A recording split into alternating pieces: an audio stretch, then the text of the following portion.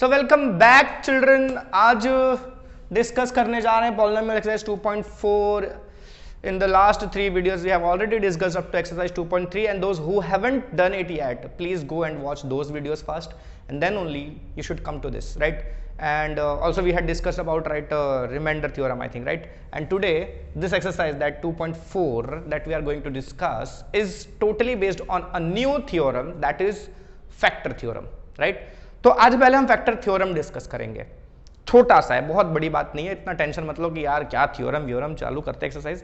पर क्या है ना, थोड़ा सा कभी कभी ना मैथ्स की कुछ थियरीज कर लेनी चाहिए, ठीक है, कर लेनी चाहिए यार, थोड़ा मतलब मैथ्स का दिल रख लिया करो, वरना तुम मैथ्स में खाली न्यूमेरिकल मतलब समझ रहे हो ना, किसी की फीलिंग्स हर्ट नहीं करनी चाहिए। तो पहला जो थ्योरम है फैक्टर थ्योरम, ठीक है। फैक्टर थ्योरम क्या कहता है, क्या कहता है भाई फैक्टर थ्योरम? तो लेट्स सी कि फैक्टर थ्योरम कहता है कि let px be a polynomial, px be a polynomial of degree n greater than और इक्वल्स टू 1। px एक पॉलिनोमियल है जिसकी डिग्री 1 या 1 से बड़ी है, बराबर है ना। n यहां डिग्री के लिए यूज किया हुआ है, खाली मैं degree greater than equal to 1 लिखता तो भी चलता, लेकिन यू नो टेक्स्ट बुक ने लिखा है तो लिख देने का, ठीक है। And A be any real number, और ए क्या है, कोई एक रियल नंबर है, बराबर है। पी एक्स एक पॉलिनोमियल है जिसकी डिग्री 1 या 1 से बड़ी है, और ए एक रियल नंबर है, बराबर है। ये सारी चीजें हमने एज्यूम की है। तो इफ, अच्छा if then first x minus a is a factor of px if p of a is 0, and second statement है कि p of a is 0 if x minus a is a factor of px। अब दोनों statement का मतलब देखा जाए तो एक ही निकल रहा है, राइट? बस घुमा के बोला गया है, बराबर है। पहला क्या बोला है कि भाई अगर if p of a is 0, अगर p ऑफ a 0 आता है आपका, तो मतलब ये हुआ कि x माइनस a इसका पॉलिनोमियल का फैक्टर हो गया, बराबर है। अगर p ऑफ a 0 हो गया, इसका मतलब कि x माइनस a इसका फैक्टर हो गया। और दूसरे वाले में बोला है कि अगर x माइनस a इसका फैक्टर दिया हुआ है पहले से ही, तो p ऑफ a 0 होगा। समझ में आ रहा है? ठीक है, मतलब ये कि अगर आपको ऐसा दिया गया है कि भाई p ऑफ a 0 है, तो आपको ये ऑटोमेटिकली ले लेना है कि x माइनस a इसका फैक्टर है। और अगर आपको क्वेश्चन में ऐसा दिया है कि भैया x माइनस a इसका फैक्टर है, तो ऑटोमेटिकली p ऑफ a 0 होगा, ये आप एज्यूम कर सकते हो। अब ये p of a, x minus a, ये सब क्या है ना? तो इसको ना थोड़ा क्वेश्चन की मदद से समझते हैं। तो चलो यही लिख देता हूं मैं। सपोज मेरा p ऑफ x है, यानी पॉलिनोमियल है x square minus 2x minus 2 plus 2 रख दूं क्या? 1 1 नहीं तो 1 रख देते हैं यहां पर। चलो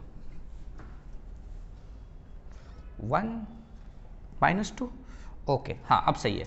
ये क्यों मतलब सेटिंग करके ले रहा हूं ना, ताकि आपको समझ में आओ, ठीक है। ऐसा मत होना यार भूल जाते हो पॉलिनोमियल, नहीं भूला नहीं हूं मैं, सेट कर रहा हूं। अच्छा अब ना मान लो x जो ये बोला ना a भी यानी रियल नंबर, वो मेरा a ले लिया मैंने 1, क्या ले लिया मैंने? a 1 ले लिया। तो आपको पता है p ऑफ a आप कैसे निकाल सकते हो? पता है ना, हमने पीछे की एक्सरसाइज में किया हुआ है। p ऑफ a यानी कि a कितना है? 1 है ना, यानी p ऑफ 1 निकालना है मुझे। तो p ऑफ 1 मेरा कितना आएगा? यहाँ पर मैं 1 डाल दूंगा x की जगह पे, तो 1 स्क्वायर माइनस 2 इंटू 1 प्लस 1, तो 1 का स्क्वायर 1 माइनस 2 प्लस 1 आएगा कितना? 0, ठीक है। अच्छा तो अगर a कितना है? 1 है, ठीक है। तो ये आपने क्या फाइंड किया? p ऑफ a फाइंड किया। तो p ऑफ a आपका कितना आ रहा है? यहाँ पर 0 आ रहा है ना। p ऑफ a अगर आपका 0 है, तो क्वेश्चन में क्या बोला है कि इफ p ऑफ a 0 है, इसका मतलब x माइनस a इसका फैक्टर है, तो x माइनस a, तो x माइनस a कितना है आपका? यहाँ पर 1 लिया था ना आपने, तो x minus 1 is a factor of कौन सा पॉलिनोमियल था हमारा? X square minus 2x plus 1। समझे? इसका मतलब ये हुआ कि अगर आपको देखो ऐसे क्वेश्चन दिया जाएगा, ठीक है, आपको ना क्वेश्चन दे देंगे और बोलेंगे, ठीक है, कि भाई चेक करो कि x-2 किसी पॉलिनोमियल का फैक्टर है कि नहीं है, तो वो उसका फैक्टर है कि नहीं है ये चेक करने के लिए आपको ये चेक करना पड़ेगा, ठीक है। तो x-a फैक्टर है या नहीं ये चेक करने के लिए आपको क्या करना है, p ऑफ a फाइंड करना है। p ऑफ a अगर आपका 0 आता है तो x-a इसका फैक्टर होगा, ठीक है। कभी ऐसा दे देंगे क्वेश्चन में, ठीक है, इसके जगह पर इस तरह से पूछ लेंगे, ठीक है, कि भाई ये x-2 इसका फैक्टर है, ठीक है। अगर ऐसा क्वेश्चन में दे दिया है सॉरी कि x-2 किसी भी गिवन पॉलिनोमियल का फैक्टर है, तो आप जब वापस x की जगह 2 डाल के चेक करोगे ना तो ये वाला 0 आना ही आना है, ठीक है। अगर ये 0 आ गया तो मतलब x-a उसका फैक्टर होना ही होना है, और अगर x-a फैक्टर दे दिया तो ये 0 आना ही आना है, बराबर है। चलो अब ये कहानी बहुत डिस्कस की, अपन ना क्वेश्चन पर चलते हैं, ज्यादा अच्छे से पता चलेगा, ठीक है, ज्यादा लोड नहीं देने का। तो भैया 2.4 and in 2.4 question number 1, right, मैं सारे क्वेश्चंस नहीं करा रहा हूं, ठीक है। पहला क्वेश्चन है हमारा, determine which of the following polynomials has x+1 factor, ठीक है। Determine which of the following polynomials has x+1 as a factor. तो उसका मैं 4th क्वेश्चन कर रहा हूं क्योंकि ये थोड़ा हार्ड लग रहा था इसलिए मैंने ये उठा लिया। हमारा क्वेश्चन दिया x³ - x² - 2 + √2 टाइम्स x + √2। क्या बोला है कि चेक करो कि x+1 इसका फैक्टर है कि नहीं है, ठीक है। मतलब ऐसा नहीं दिया, ऐसा हमको क्या बोला है कि ना जितने भी क्वेश्चंस है ना हमारे 4 क्वेश्चंस जो भी है हमारे, ठीक है, इस क्वेश्चन के फर्स्ट क्वेश्चन में, ठीक है, उनमें ना चेक करो कौन से में x कितना x+1 बोला है, x+1 किन किन का फैक्टर है, ठीक है। फर्स्ट वाले का है कि नहीं, सेकंड वाले का है कि नहीं, थर्ड वाले का है कि नहीं, ऐसे चेक करना है, ठीक है। तो मैं खाली एक चेक करके बता रहा हूं, बाकी आपको खुद चेक करना है। तो देखो ये चेक करेंगे, कैसे चेक करेंगे, अपने को क्या चेक करना है, to check x+1 is a factor और नॉट, यही चेक करना है ना हमको कि x+1 इसका फैक्टर है या नहीं है। और अभी थोड़ी देर पहले मैंने आपको जब थ्योरम समझा रहा था तब बता दिया कि ये इसका फैक्टर है कि नहीं, ये चेक करने के लिए अपने को क्या करना पड़ेगा, x-a फैक्टर है कि नहीं चेक करने के लिए क्या चेक करना पड़ता है, p ऑफ a 0 आ रहा है कि नहीं। अगर p ऑफ a 0 आ गया मतलब x-a उसका फैक्टर हो जाता है, यही बताया था ना। अच्छा, लेकिन यहाँ पर प्लस में लिखा हुआ है, राइट, माइनस नहीं लिखा हुआ है। तो आप x+1 को क्या लिख सकते हो पता है, x+1 को लिख सकते हो आप x -1, समझे, प्लस को 2 बार माइनस लिखा जा सकता है, समझे। तो आपका a क्या हो गया, ये हो गया -1, समझ में आया। मतलब ये सिंपल, देखो इसको तो मैंने डिटेल में समझा दिया, नहीं पता चलता है, देखो x और ये क्या है +1 है ना, तो +1 है तो a को ले लो -1 है ना, और अगर x -1 रहता तो a ले लेते अपन +1, समझ में आया। अगर दिया रहता x+2 तो आप a ले लोगे कितना -2, और यहाँ दिया x -2 तो आप ले लोगे कितना a = 2, समझ में आया। वैसा है, उसके पीछे कॉन्सेप्ट ये है, बराबर है। अच्छा, तो आपका a कितना है यहाँ पर -1 लेना है आपको। अच्छा, तो आप p ऑफ a चेक करोगे, यानी p ऑफ -1 चेक करोगे, तो a कितना है आपका -1 है ना, तो -1 x की जगह डाल देंगे अपन, -2 + √2 × -1 + √2 चेक करो। -1 का क्यूब कितना आएगा, नेगेटिव का क्यूब जो होता है वो नेगेटिव ही आता है, ठीक है, और 1 का क्यूब तो 1 ही होता है, तो ये -1 आएगा। नेगेटिव का स्क्वायर क्या होता है, पॉजिटिव होता है। अच्छा, ये फॉर्मूले का मतलब इक्वेशन का माइनस है, और ये पूरा सॉल्व करके कितना आएगा, 1 ही आएगा, बराबर है। अच्छा, ये -1 और ये माइनस मल्टीप्लाई कर देते तो प्लस हो जाएगा, तो 1 इस पूरे ब्रैकेट में मल्टीप्लाई होगा तो कुछ नहीं फर्क पड़ने वाला, वही का वही रहने वाला है, यानी 2 + √2 ही रहेगा, ठीक है। और ये दूसरा + √2 अपना क्लियर है। ये -1 इस पूरे ब्रैकेट से मल्टीप्लाई में था, यानी माइनस माइनस मल्टीप्लिकेशन में था, इसलिए मैंने उसको प्लस लिख दिया, और 1 ब्रैकेट के साथ मल्टीप्लाई हुआ तो ब्रैकेट में कोई फर्क नहीं पड़ता, वैसे का वैसा ही लिख दिया मैंने, समझ में आया। ब्रैकेट खोल भी दिया है, +√2, ठीक है। अच्छा, ये -1 कितना होगा, -2 होगा, और ये +2, तो दोनों कैंसिल हो जाएंगे, 1 √2 और 1 √2 यानी 2 √2 मिला के बचेगा कितना, 2 √2, तो ये 0 नहीं आया, राइट। अगर ये 0 आता तो हम कहते कि ये इसका फैक्टर है, पर ये 0 नहीं आया इसलिए हम कहेंगे कि ये इसका फैक्टर नहीं है, तो हम लिखेंगे therefore x+1 is not a factor of x³ - x² - 2 plus root 2 times x plus root 2। तो बाकी जो क्वेश्चन है उसमें भी आपको इसी तरह से चेक करना है, बराबर है। सब में आपको p ऑफ -1 निकालना है। अगर 0 आता है तो x प्लस 1 उसका फैक्टर होगा, और अगर 0 नहीं आता तो x प्लस 1 उसका फैक्टर नहीं होगा, बराबर है।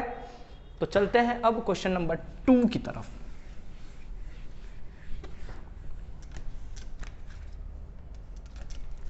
क्वेश्चन नंबर 2 क्या है हमारा? Use the factor theorem to determine whether gx is a factor of px in each of the following cases. फिर से पहले क्वेश्चन जैसा ही है, बोला है कि इस बार चेक करो gx जो है वो px का फैक्टर है कि नहीं। तो px दिया है, उसके बगल में gx दिया हुआ है, तो ये वाला इसका फैक्टर है कि नहीं, ऐसा चेक करना है। मतलब पहले क्वेश्चन जैसा नहीं हो गया, पहले वाले में x प्लस 1 ही आपका gx था, समझे? तो सबके लिए gx फिक्स कर दिया था, ऊपर क्वेश्चन मेन हेडिंग वाले क्वेश्चन में ही दे दिया, ठीक है। तो मेन क्वेश्चन में ही दे दिया कि x प्लस 1 से ही चेक करना है सबको, तो सबका gx x प्लस 1 था। इस क्वेश्चन में क्या है, हर px के लिए एक एक अलग अलग से gx दे दिया हुआ है और सबको चेक करना है। मतलब सेम जैसा पहला क्वेश्चन किया आपने वैसा ही इसको भी करना है, बराबर है। तो चलो देखते हैं। इसमें मैंने कौन सा क्वेश्चन उठाया है, इसमें मैंने पहला ही क्वेश्चन उठा लिया है। पहला क्वेश्चन है p of x equals to 2x cube plus x square minus 2x minus 1, ये हमारा px है। और हमारा gx दिया है कितना, x प्लस 1। अरे यार तो सेम ही क्वेश्चन आ गया, x प्लस 1 वाला ही फिर से आ गया। तो देखो भैया ये चेक करना है इसमें, ठीक है। तो अपन क्या करेंगे, x को ले लेंगे कितना -1, सॉरी a कितना लेंगे हम -1 लेंगे। समझ में आ रहा है क्या कर रहा हूँ, पक्का? और नहीं पता चले ना तो देखो x प्लस जो भी है ना gx, उसको 0 से इक्वेट करने का, ये वहाँ जाएगा तो x की वैल्यू कितनी होगी, -1 हो जाएगी। यानी आपको a लेना है कितना, -1, बराबर है। जो ये आएगा वही आपको a लेना है। तो आपको p ऑफ a चेक करना है, यानी p ऑफ -1 चेक करना है, समझे? कई तरीके हैं यार, सिंपल है। यहाँ प्लस है ना तो माइनस वाला नंबर लेके a ले लो, ठीक है। तो ये +1 था ना, तो मैंने a को ले लिया कितना, -1। अब p ऑफ a फाइंड कर रहे हैं हम, ठीक है। ओ माय गॉड, तू ढक्कन ही रहेगा, गिर जाता है बार बार, चलो जान दो। तो 2 इंटू -1 का cube plus -1 square -2 into -1 x की जगह पे -1 डाल दिया, ठीक है। -1 का क्यूब कितना होगा, -1 होगा। अच्छा, -1 का स्क्वायर कितना होगा, 1 होगा। ये 2 इंटू माइनस, ये दोनों माइनस माइनस मल्टीप्लाई होंगे ना, -1 के साथ -2 मल्टीप्लाई हो रहा है, यानी +2 लिख देंगे अपन। और ये -1 +1 -1 छूमंतर, 2 इंटू -1 कितना, -2, और ये +2 0। यानी इस बार -1 डालने पर 0 आ रहा है। इसका मतलब क्या हुआ, 0 आ गया तो कह सकते हैं ना अपन x plus 1 is a factor of 2x cube plus x square minus 2x minus 1। या आप ऐसा लिख सकते हो gx is a factor of px, चलेगा, ठीक है। यानी सेम पहले वाले क्वेश्चन जैसा ही था, है ना, बराबर है। आपको a लेना है, a की वैल्यू पुटअप करनी है, चेक करना है, 0 आता है तो वो उसका फैक्टर है, और 0 नहीं आता है तो भाई नहीं है, सिंपल सी बात है। चलो अगले क्वेश्चन पे चलते हैं। क्वेश्चन नंबर 3 है। क्वेश्चन नंबर 3 में बोला है find the value of k if x minus 1 is a factor of px। इस बार x माइनस 1 फैक्टर है कि नहीं चेक नहीं करना है, दे दिया है कि x माइनस 1 फैक्टर है px का, ठीक है। x minus 1 is a factor of px her case में, ठीक है। 3 क्वेश्चन दिए, तीनों में बोला है कि x माइनस 1 उसका फैक्टर है। तो आपको k की वैल्यू फाइंड करनी है, यानी सारे इक्वेशंस हमारे जो है वो k के फॉर्म में। मैं सेकंड वाला क्वेश्चन करूंगा और थर्ड वाला क्वेश्चन करूंगा। सेकंड वाले क्वेश्चन में क्या बोला है अपना, px दिया हुआ है कितना अपने को, 2x square plus kx plus √2, ठीक है। थर्ड वाला भी लिख देता हूं साथ में, बार बार क्या नोटबुक उठा के ले आओ। kx square minus √2x plus 1, okay. तो x माइनस 1 बोला है कि ऑलरेडी पहले से बोल दिया है कि भाई ये इसका फैक्टर है। तो x माइनस 1 अगर इसका फैक्टर है तो जैसे अपने ने पढ़ा ना थ्योरम में कि अगर ये दिया है तो p ऑफ a 0 होगा। p ऑफ a 0 दिया है तो x माइनस a फैक्टर होता है, और अगर x माइनस a फैक्टर दे दिया है तो p ऑफ a 0 होता है, यही है ना। तो x माइनस a कितना है आपका यहाँ पर, 1 है, नहीं है, पक्का देख लो, है ना। यहां जो रहता है माइनस रहेगा तो जो नंबर रहता है वही a होता है, और प्लस रहता है तो जो नंबर है उसको माइनस लगा के लिखते हैं। तो यहाँ पर a कितना है हमारा, ऐसा लिखेंगे अपन, हियर a is 1, तो x minus 1 is a factor of px given है, therefore we can say that p of a is 0, है ना भाई। अगर x माइनस है इसका फैक्टर है मतलब p ऑफ ए 0 होना चाहिए, तो p ऑफ ए यानी कि आपका p ऑफ 1 क्या होना चाहिए, 0 होना चाहिए। तो आप डाल दो भाई जहाँ जहाँ वो हमारा x है वहाँ पर 1 डाल देते हैं, ठीक है। तो ये p ऑफ x है ना, यानी हम p ऑफ 1 फाइंड कर रहे हैं ना, p ऑफ 1 0 होना चाहिए, तो यहाँ x की जगह लेंगे हम 1, p ऑफ 1 है ना, x की जगह 1 डालेंगे, इन सब में भी x की जगह 1 डाल देंगे अपन। कंफ्यूज हो गए क्या, कंफ्यूज तो नहीं हुए ना। P ऑफ ए 0 होना चाहिए यानी कि P ऑफ 1 0 होना चाहिए, क्योंकि a तो अपना 1 आ रहा है यहाँ पर। अच्छा, तो यहाँ पे ही ना जहां जहां x है वहां 1 डाल दो ना, तो P ऑफ 1 यहाँ 1 1, ठीक है, सब में 1 डाल दिया, ठीक है। और P ऑफ 1 ऑलरेडी है कितना हमारा 0 है, तो यहाँ पर अपन क्या लिख देंगे 0। अच्छा, 2 × 1 का स्क्वायर कितना था 1, तो 2 × 1 2 प्लस k प्लस √2, ठीक है। अच्छा, तो यहाँ से k की वैल्यू क्या हो जाएगी आपकी, ये 2 भी इधर जाएगा और √2 भी इधर जाएगा, दोनों इस तरफ प्लस में थे तो इधर जाके दोनों माइनस में हो जाएंगे, यानी -2 माइनस -2 माइनस √2, k की वैल्यू आ गई आपकी, हो गया k। चलो थर्ड वाला देख लेते हैं अपन। थर्ड वाले में फिर से भाई उसी के लिए चेक करना था ना अपने को, तो a क्या लेना है अपने को 1 लेना है, और x minus 1 is a factor, बोला है क्वेश्चन में पहले से ही बोल दिया है। देयरफॉर p ऑफ 1 कितना होना चाहिए आपका, 0 होना ही चाहिए, बिल्कुल होना चाहिए। तो p ऑफ 1 अगर मैं निकालूं इसमें तो क्या आएगा मेरा, ये p ऑफ x से, ठीक है। अच्छा, p ऑफ 1 में अगर निकालूं तो कितना आएगा, जहां जहां x है वहां 1 डाल देंगे अपन, ठीक है। तो k माइनस √2 प्लस 1 है ना, और ये p ऑफ 1 कितना है हमारा 0। अच्छा, ये सब इधर शिफ्ट कर देंगे, तो k इक्वल टू कितना हो जाएगा, -√2 आ जाएगा तो +√2 हो जाएगा, और 1 जाएगा तो माइनस हो जाएगा, है ना। तो √2 और 1 वाला माइनस में, तो k की वैल्यू आ गई ये, बराबर है। तो चलो अब चलते हैं नेक्स्ट क्वेश्चन की ओर।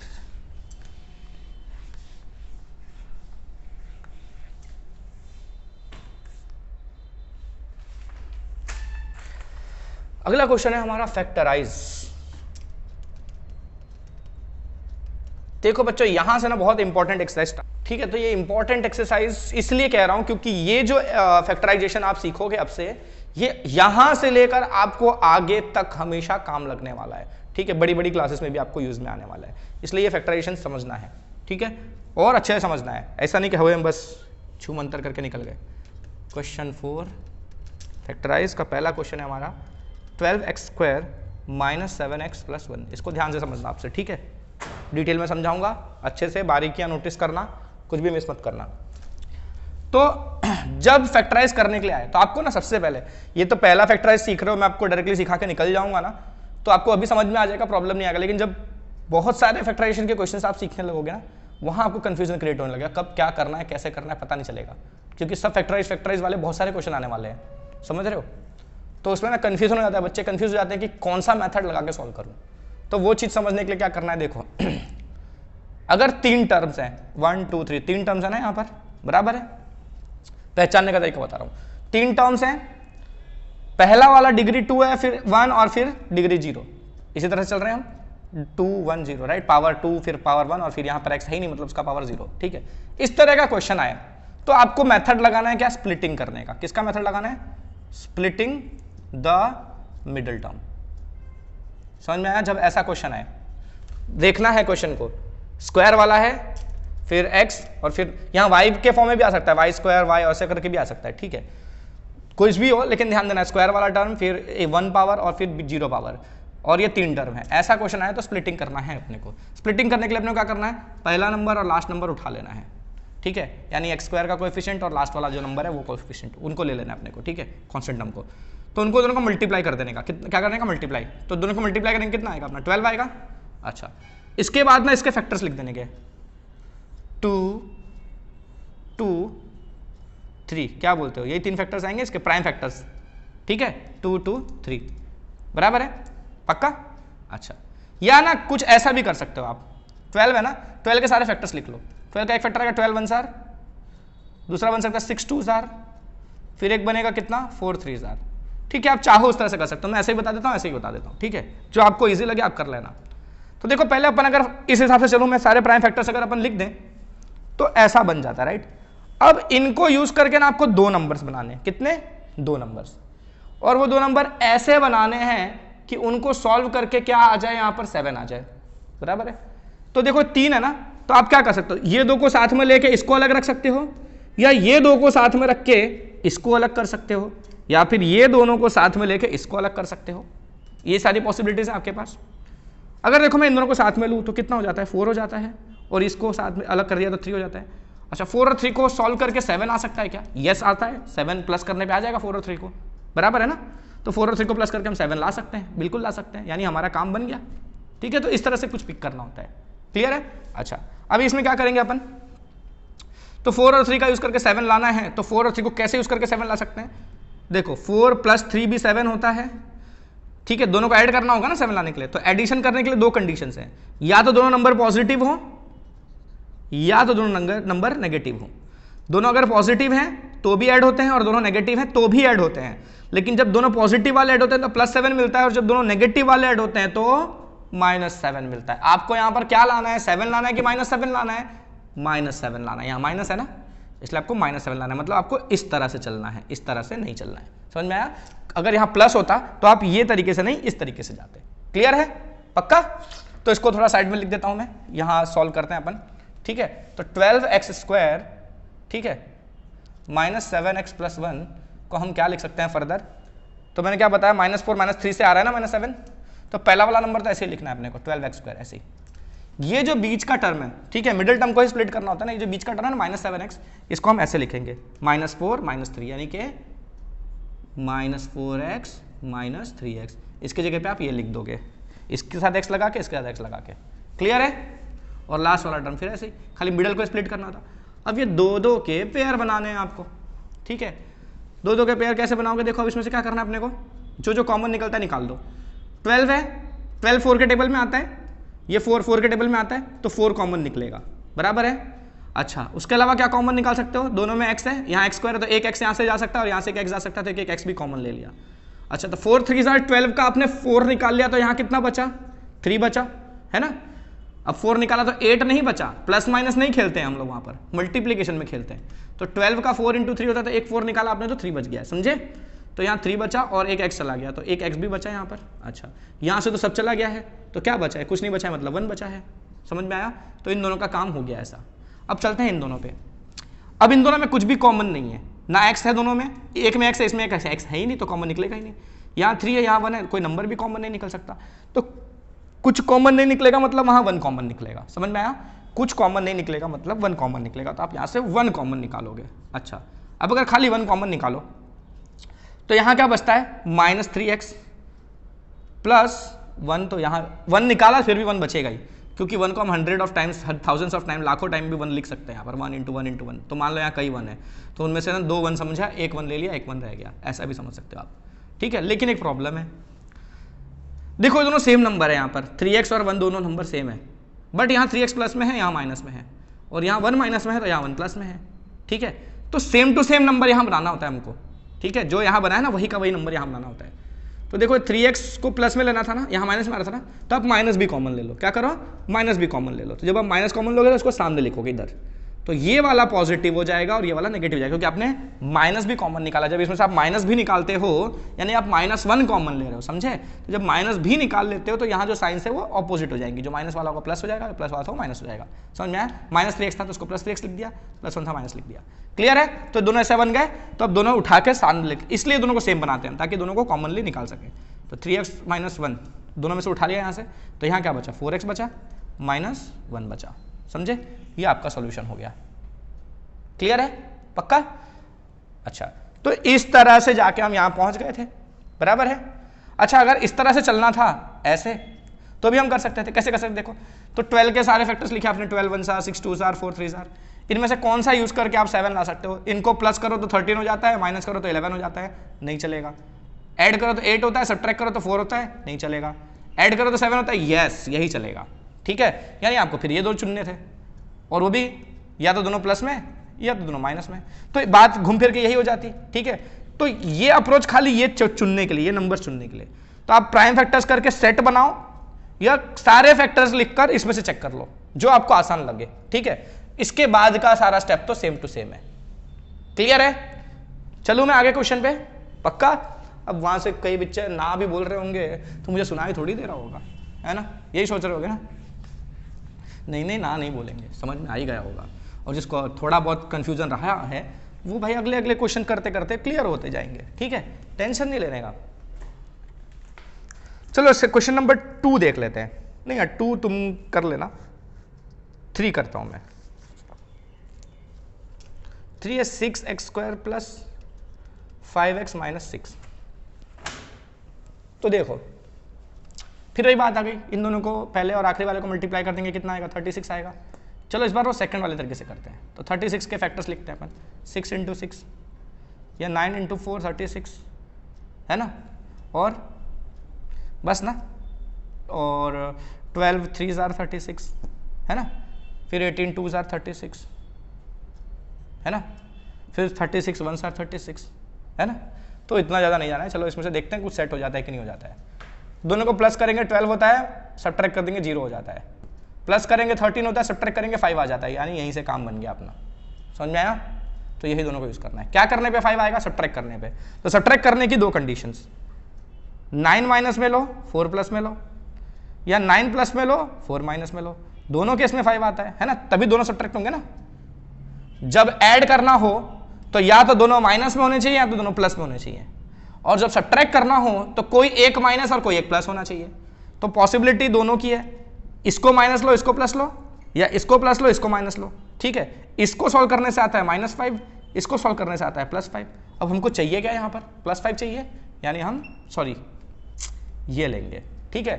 माइनस लाना होगा तो बड़ा वाला माइनस लेंगे, और प्लस लाना होगा तो बड़ा वाला प्लस लेंगे, छोटा वाला माइनस लेंगे, ठीक है। तो यानी अपना काम हो गया। तो इसको कैसे लिखेंगे अपन? 6x² प्लस 5x माइनस 6 को 6x², 9 को पॉजिटिव में लेना था ना, तो प्लस 9x, 4 को नेगेटिव लेना था इसलिए -4x। तो इसको हमने ये लिख दिया, देखो 9 - 4x 5x होता है, ठीक है। और ये बचा जो था वैसे लिख दिया। अब फिर दो का पेयर बना देंगे। अच्छा, अब यहाँ पर भी थोड़ा और आसान इस बार कर देता हूँ, फिर बार बार नहीं करूँगा, ठीक है। इसको अपन लिख सकते हैं 2 × 3 × x × x, है ना, 6x² को, प्लस 9x को 3 × 3 × x, फिर ये -4 को 2 × 2 और x था ही, और -2 × 3, ठीक है। तो दो का पेयर बनाना था अपने को, है ना, ऐसा कर लिया अपन ने। तो जो कॉमन लगता है वही ले लो। एक बार 3 है दोनों में कॉमन, और एक x कॉमन है, तो 3 और x दोनों से बाहर ले लिया, है ना। एक 3x चला गया तो यहाँ बचा 2 और x, यहाँ से एक 3 और x चला गया तो बचा क्या? 3, बराबर है। इसमें क्या कॉमन निकल रहा है? देखो 2 निकल रहा है, ठीक है, और तो कुछ कॉमन निकलेगा नहीं, 2 कॉमन निकलेगा। अच्छा, ऐसे कैसे रहने दूँ? तो ये बचेगा -2x और ये बचेगा -3, यहाँ दोनों प्लस में है, यहाँ दोनों माइनस में आ रहे हैं, होनी चाहिए, यानी अपने को इस बार माइनस भी कॉमन लेना है, तो माइनस भी कॉमन ले लेंगे। तो -2 उठा लिया दोनों में, समझे, माइनस भी उठा लिया 2 भी उठा लिया। तो यहाँ से माइनस चला गया तो बचा क्या? प्लस में खाली 2x, और यहाँ से माइनस चला गया 2 तो बचा कितना? प्लस में 3। तो सेम बन गए। अभी पूरा 2x + 3 बाहर ले लेंगे, पूरा 2x + 3 ले लिया, बचा 3x - 2, ठीक है। ये समझे थे ना? यहाँ से दोनों का -2 उठा लिया, तो दोनों का -2 उठा लिया, तो यहाँ का एक 2x बचा प्लस में, और यहाँ बचा 3 प्लस में, क्लियर है। तो इस तरह से फैक्टराइज हो गया, बराबर है। तो बाकी के क्वेश्चंस तुम खुद करोगे मेरे हिसाब से, ठीक है। इसके बाद एक क्वेश्चन और बचता है जिसमें सिंथेटिक डिवीजन मेथड भी है। ढक्कन, अच्छा ढक्कन तो गिर गया था। तो बच्चों इसके बाद ना एक सिंथेटिक डिवीजन का भी यूज करना है, अगला जो फैक्टराइज है, ठीक है, वो मैं ना थोड़ा डिटेल में समझाना चाहता हूँ, इसलिए उसको इस वीडियो में नहीं कवर करूंगा, उसको नेक्स्ट वीडियो में कवर करेंगे, ठीक है। तो तब तक इतने क्वेश्चंस करो, इस एक्सरसाइज को खत्म करो, और इसके अलावा कुछ एक्स्ट्रा क्वेश्चंस आप प्रैक्टिस करो, RS अग्रवाल से, RD शर्मा से कुछ एक्स्ट्रा फैक्टराइजेशन के क्वेश्चन, क्योंकि इस तरह के क्वेश्चंस ना आपको बहुत जरूरी है प्रैक्टिस करना, ठीक है। ये अच्छे से आना ही चाहिए, बराबर है, सिर्फ 9th नहीं, आगे के क्लासेस के लिए भी, ठीक है। तो मेरी एक्सपेक्टेशन है कि आज का सब कुछ समझ में आया होगा और आप मेहनत करोगे, एक्स्ट्रा प्रैक्टिस करोगे। सो for today let's finish it off, and very soon we'll meet in the next video. Till then keep practicing, keep studying, और हाँ, लॉकडाउन का गलत फ़ायदा नहीं उठाना है, ठीक है। Put your efforts in your studies. तो तब तक के लिए गुड बाय।